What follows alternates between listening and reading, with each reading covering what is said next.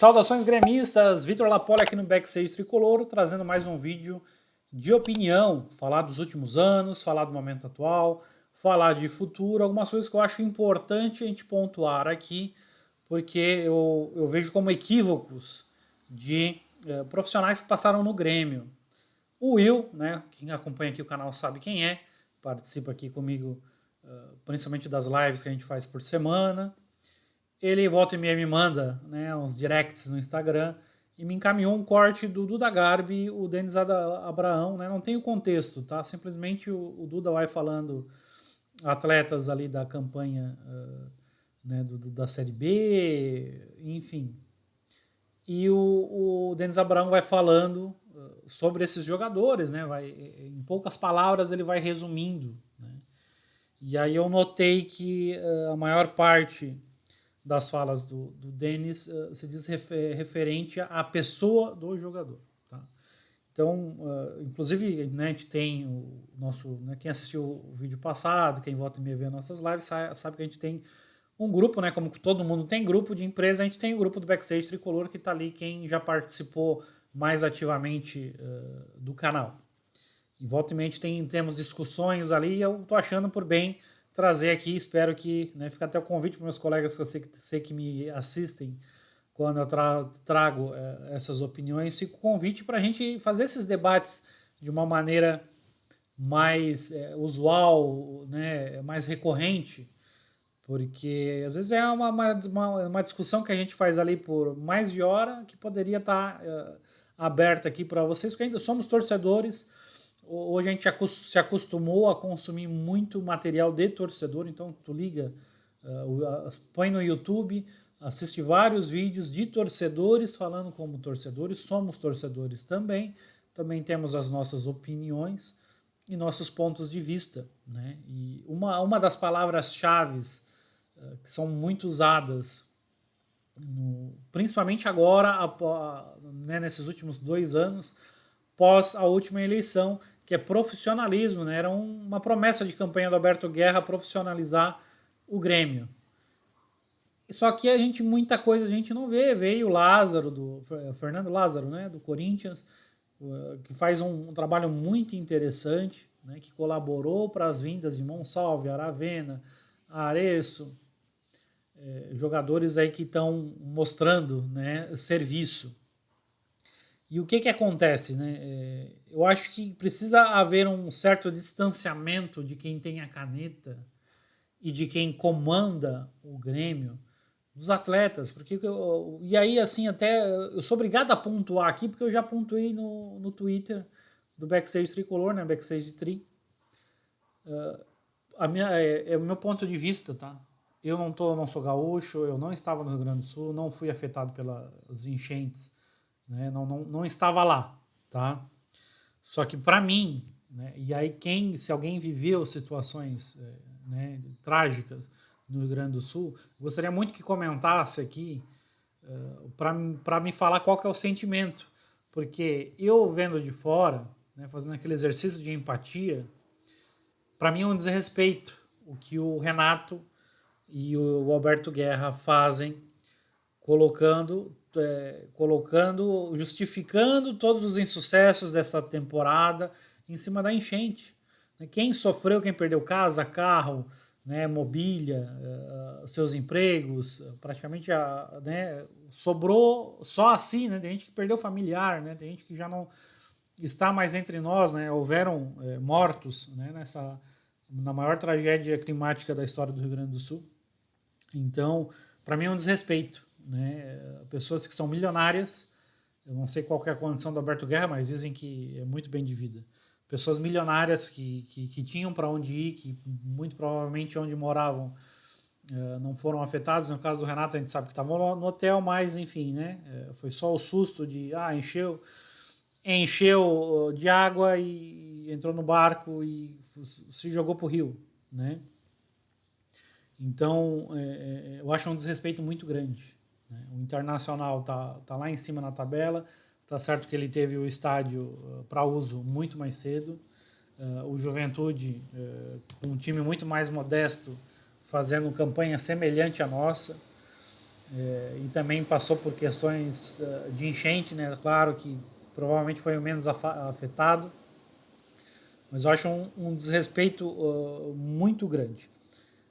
Antes de gravar a gente pensa N pautas e aí chega aqui, né, vai se desenrolando algumas, mas eu quero colocar o seguinte, né, o último vídeo eu fiz um vídeo falando a respeito de pioneirismo e aí fica mais um aqui, ó, levem como uma fala irônica ou não, né, acho, acho meio improvável de dar errado, né, o Renato nas suas várias entrevistas que ele dá, e aí uma coisa que eu tenho que tirar o chapéu é porque assim, a figura do Renato Portaluppi, né, ele como personagem midiático é muito maior do que foi o jogador e é muito maior do que foi do que é o treinador. Tá? O Renato como figura midiática tem muito jogador que passou no Grêmio, que passou em outros clubes, né, da região sul do Brasil que jogaram mais do que o Renato, mas não tem a mesma mídia porque o tamanho do Renato tem muito a ver com o tamanho da língua dele, né?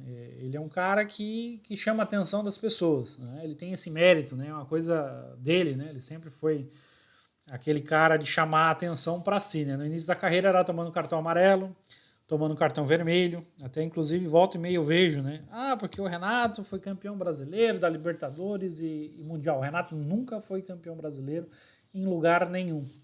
Ele não foi campeão brasileiro no Grêmio, no Flamengo ele foi campeão da Copa União, então título brasileiro ele não venceu em lugar nenhum. Em 1981, quando o Grêmio é campeão nacional, o Renato estava no Júnior por questões de indisciplina, porque em 1980 ele estreia profissionalmente no Grêmio, ele é rebaixado para o Júnior por tomar muito cartão, por ser indisciplinado.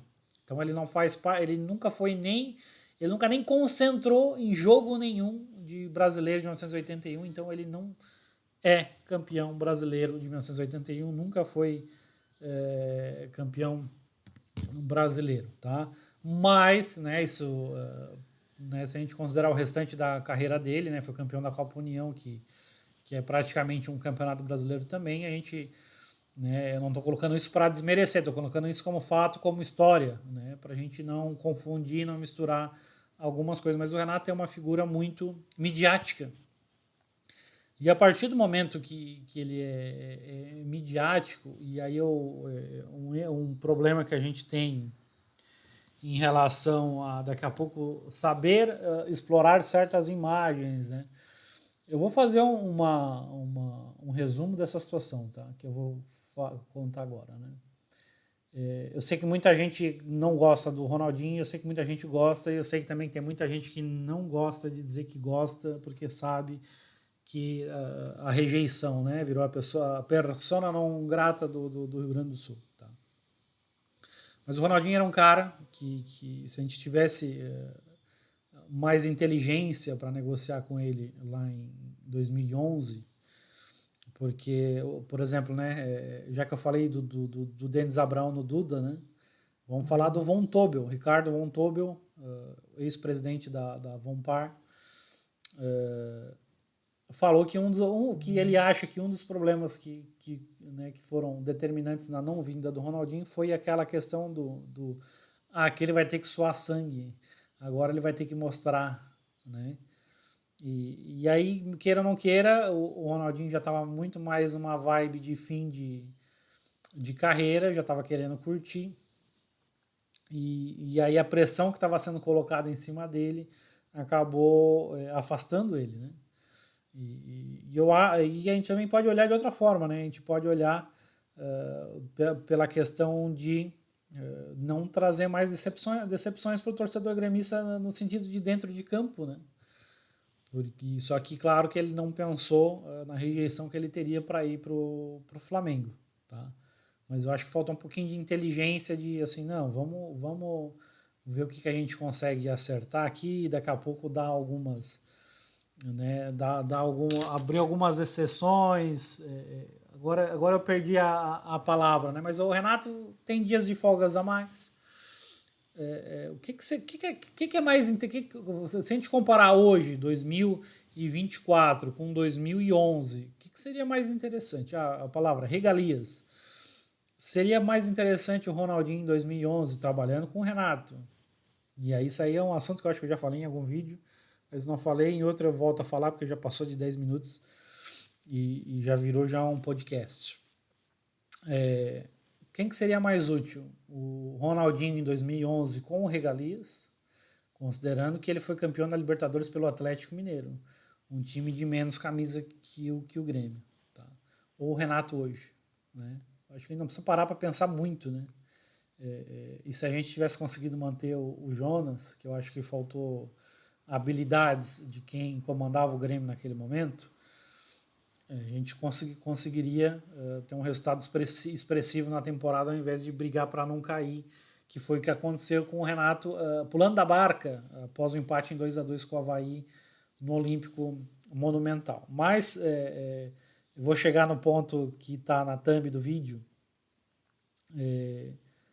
Infelizmente é muito difícil a gente utilizar o Ronaldinho como embaixador, né? Eu não sei, e aí até me surgiu uma ideia de momento, porque assim, o que acontece, né? Os jornalistas, tá? Um jogador de futebol, um clube de futebol, um técnico de futebol, eles movimentam valores muito maiores do que os jornalistas que estão saindo de grupos, né, de Band, de RBS, para ir para o YouTube. Né? Então, se Alex Bagé, Baldasso, Diogo Rossi, Cristiano Oliveira saem de empresas centenárias consolidadas, né, acho que praticamente centenárias, né, na pior das hipóteses, mais de 50 anos tem cada uma das empresas, e conseguem ter conteúdos diários no YouTube. Manda lá, o Renato vai sair. Só que a parte difícil né? O Renato já é difícil vestir a camisa do Grêmio, vestir qualquer coisa que tenha a marca do Grêmio quando tá no Grêmio, né? Agora imagina se ele sair. Mas enfim, né? Se ele tiver um contrato, será que é tão... Porque o Renato quer entrar de férias, né? As falas é que, não vou treinar nos estaduais. Tá? Então ele quer férias prolongadas. Será que daqui a pouco não dá? O Renato já falou nessas entrevistas dele que ele queria ter um programa. Será que não dá para fazer o programa lá do Renato, lá no Rio? Lá?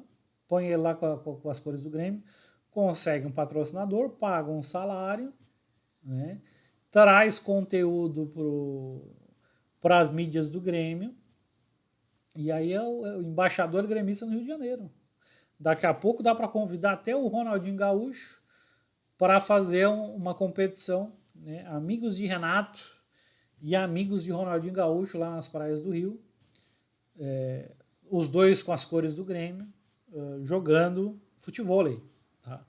Aí eu não sei se eu vou receber pedra aqui, não sei se alguém vai bater palma, só que o que a gente tem que entender é o seguinte, futebol, esses caras eles estão lá por dinheiro, o Renato ele está no Grêmio por dinheiro. Tanto é que ele pede aumento todo ano. Agora esse ano ele sabe que não pode pedir aumento, ele vai sair. Aí para ele voltar, ele vai esperar o Grêmio estar numa enrascada pior do que está agora. E aí vai pedir um baita de um salário e aí vai voltar. Né? Só que a gente tem que seguir. Né? As pessoas elas têm que ser valorizadas pelaquilo que elas entregam hoje. Né? Porque o Grêmio é uma instituição gigantesca. Né? Mandar um abraço para o Rafael, com certeza ele lembrou de mim agora, apesar de estar aqui, ele está me assistindo, né? Mas enfim. Mandar um abraço para o Rafael, né, Rafael? Uma instituição gigantesca, e só que a gente não é governo, né, para estar pagando previdência, né? Até onde eu sei, o Grêmio não tem previdência privada, né, para dar para esses caras, mas... Né? Daqui a pouco a gente encontra uma forma de monetizar a figura, o personagem Renato Portaluppi que nos dê mais retorno do que ele trabalhando como técnico de futebol profissional do Grêmio, tá certo? Muito obrigado quem teve paciência para me assistir até aqui. Né? Eu acho que o melhor ficou para o final.